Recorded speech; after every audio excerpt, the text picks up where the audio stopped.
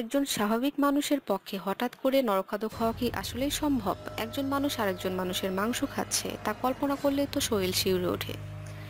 কিন্তু অনেক সময় বাধ্য হয়ে নরখাদক হতে হয় মানুষকে। কখন একেবারে শেষ মুহূর্তে হয় সহযাত্রীকে মেরে খেয়ে ফেলতে হবে, নয়তো মরতে হবে। সেরকম কিছু বাস্তব ঘটনা নিয়েই আজকে ভিডিওটি তৈরি করা হলো। এসএক্স ক্রু ইতিহাসে জাহাজডুবি আর নরখাদক একই সাথে হওয়ার ঘটনা অনেকবারই হয়েছে। এদের মধ্যে তিমি শিকারী জাহাজ এসেক্সের ঘটনা না বললেই নয়। 1820 সালের কোনো একদিনের ঘটনা, তিমি শিকার করতে গিয়ে উল্টা স্পাম তিমির লেজের ঝাপটায় এসেক্স জাহাজ ডুবে যেতে শুরু করে। জাহাজের 20 জন ক্রুই বেঁচে যায় ধ্বংসের হাত থেকে। রক্ষা পাওয়া 3টি নৌকায় উঠে জায়গাটি থেকে সরে যাওয়ার পর বেঁচে গেলে কি হবে, সামনে যে মৃত্যুর চেয়েও ভয়াবহ জিনিস অপেক্ষা করছে। জিনিসপত্র কম থাকায় 3জন ক্রু একটি ফাঁকা দ্বীপে নেমে যায় রবিনসন ক্রুসোর মতো বেঁচে থাকার জন্য। কিন্তু তারা আদৌ পরে উদ্ধার হয়েছিল কিনা তা জানা যায়নি। যাই হোক, খাবার দাবার আর পানির অভাবে বাকি 17 জনের একজন কাহিল হয়ে পড়ে। বাকিরা আর কি করবে, বাধ্য হয়ে ঝাঁপিয়ে পড়তে হয় তাদের প্রাক্তন সহকর্মীর উপরেই। এভাবে এক একজন করে অন্যদের ক্রুদের পেটে যাওয়ার পর উদ্ধার হওয়ার আগ পর্যন্ত মাত্র 5 জন টিকে ছিল। The Francis Mary. 1826 সালের ফেব্রুয়ারির 5 তারিখ সম্ভবত ফ্রান্সিস মেরি জাহাজের ক্রুদের জীবনের সবচেয়ে খারাপ দিন। সাগরের উথাল পাথাল ঝড়ে জাহাজের 2টি মাস্তুলি ভেঙে পড়ে। সাগরের ঢেউ জাহাজকে বহুদূর ভাসিয়ে নিয়ে যায়, কেননা জাহাজকে নিয়ন্ত্রণ করার আর কোনো উপায় ছিল না।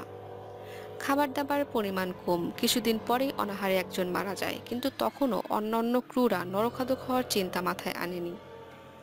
জাহাজের রাঁধুনি ক্ষুধায় কাহিল হয়ে পড়লে রাঁধুনির স্ত্রী অ্যান সন্ডার্স তার স্বামীর মাংস দাবি করে বসে এবং শরীর থেকে বেশ বড় টুকরো করে মাংস কেটে নেয়। এরপর থেকে সেই জাহাজের রাঁধুনির দায়িত্ব নেয় এবং নরখাদকতা চালিয়ে যেতে থাকে। উদ্ধার হওয়ার সময় 21 জনের মধ্যে মাত্র 6 জন অন্যের পেটে যাওয়া থেকে বেঁচে ফিরেছিল।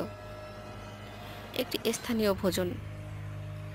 1866 সালের কোনো একদিন সংবাদ পত্রিকার হেডলাইনে বড় বড় করে লেখা নরখাদক। ঘটনাটি কি? দক্ষিণ প্রশান্ত মহাসাগরের নিউ ক্যালিডোনিয়া দ্বীপের কাছে নোঙর করেছে এক ফ্রেঞ্চ যুদ্ধজাহাজ। দ্বীপের অবস্থা বোঝার জন্য বেশ কয়েকজনকে পাঠিয়েছিল জাহাজের ক্যাপ্টেন। সূর্য ডুবে গেল, তারপরও তাদের খোঁজ নেই। অবশেষে জাহাজ নিয়ে দ্বীপের তীরে ভিড়তেই সবার চক্ষু চড়ক গাছ। পুরো সৌকতে ছড়িয়ে ছিটিয়ে রয়েছে হাড়গোড় আর পুরো চামড়া মাংস। তীরে নেমেই কয়েকজন স্থানীয়কে আটক করে নৌকার ক্রুদের ব্যাপারে জিজ্ঞাসা করা হলো। তারা তো মাংস খাওয়া স্বীকার করলই, উল্টো অভিযোগ করে বসলো এক বয়স্ক লোকের চামড়া মাংস এতটা শক্ত হয়ে গিয়েছিল যে সিদ্ধ করতে অনেকক্ষণ আগুনে পোড়াতে হয়েছিল। সহযাত্রীদের হত্যার প্রতিশোধ নিতে ফ্রেঞ্চরা গ্রামে আগুন লাগিয়ে দেয় এবং প্রায় 1.5 শতাধিক স্থানীয় উপজাতিদের গুলি করে মেরে ফেলে। শীতল সাইবেরিয়া। সাইবেরিয়ায় জেলখানাগুলো যে কতটা নারকীয় তা শুধু গল্প শুনে বোঝা যাবে না। এই নারকীয় জেলখানা থেকে মুক্তি পেতে 4 কয়েদি সাগালিয়ান দ্বীপ থেকে পালালেন সাইবেরিয়ার শুভ্র শীতল বরফের দিকে।